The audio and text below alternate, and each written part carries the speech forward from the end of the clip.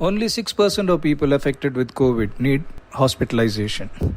If our country needs to deal with only this 6%, our death rate would be far below what it is today, and medical care would be available for those who need it. Let's look at the 94% who are affected with COVID and what is their best option. You are tested positive and you have either no symptoms or very mild symptoms, like a cold, cough, fever, body pains, weakness. This means that your immunity is working well against the virus and keeping it under control. And in a matter of 1 week to 10 days, all these symptoms will settle down. You may develop a loss of smell and taste along the way, but you will recover without any complication with simple over-the-counter medications like Dolo 650, home remedies, Ayurveda and homeopathy. Be in constant telephonic touch with your family doctor. Keep him informed on a daily basis. I have treated over 1300 people this way successfully. I strongly believe that over 94% of the people affected with COVID can be treated this way. Where are we going wrong? RT-PCR is the main test for diagnosing COVID, and it is only about 65 to 70% accurate, which means that 30-35% may be positive but will still show as negative. Not testing for COVID. Let us assume that every cold, cough, fever that happens to us now is COVID.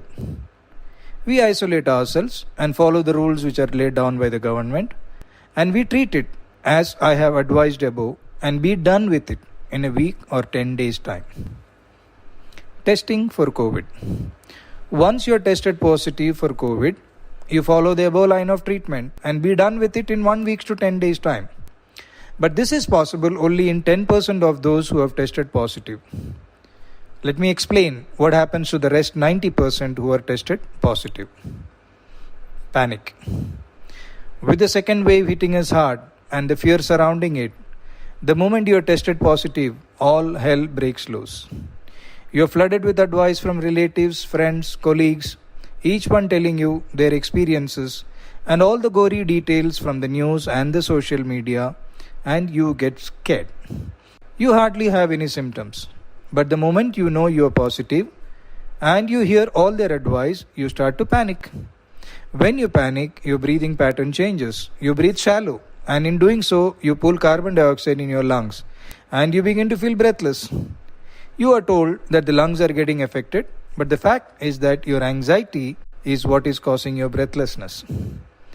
Now you are asked to do the following investigations: a D-dimer, a C-reactive protein, and a CT scan of the chest. A D-dimer. Elevated levels of D-dimer are associated with any inflammation and any disease activity. It is only when the levels are extremely high it indicates a clotting problem. C-reactive protein. A high level of C-reactive protein in the blood is a marker of any inflammation. It can be caused by a wide variety of conditions. Both the above tests are not specific for COVID. They are just supportive evidence of inflammation and infection. CT scan of the chest. More than 80% of the COVID patients show ground glass appearance in their CT scan. The moment you see the report, everyone says that your lungs are involved and you are in trouble. But that's not true. The COVID virus has a tendency to affect the lungs and to produce inflammatory changes in the lungs.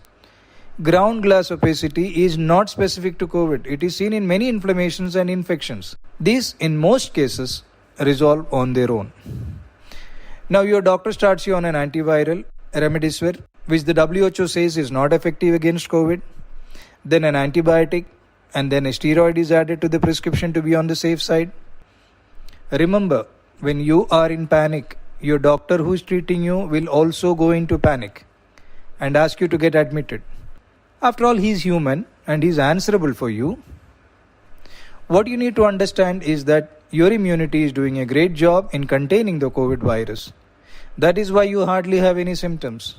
All these medicines are very strong and have a lot of side effects. When you consume these, they together crush your natural immunity, which is doing a great job, and you begin to get worse. Your condition deteriorates and you end up in the hospital.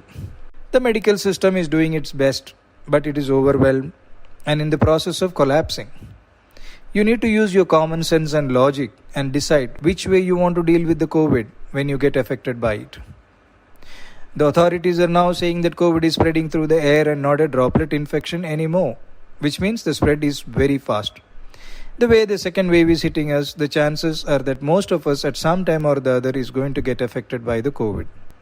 And by then, we need to be ready with our choice. By choosing option 1, there is a high chance that you will be done with the COVID without even realizing that you had COVID. You will not invite panic and unnecessarily stress and hospitalization. You will not unnecessarily block hospital beds and leave them to the 6% who truly needs them. The choice is yours. Take care.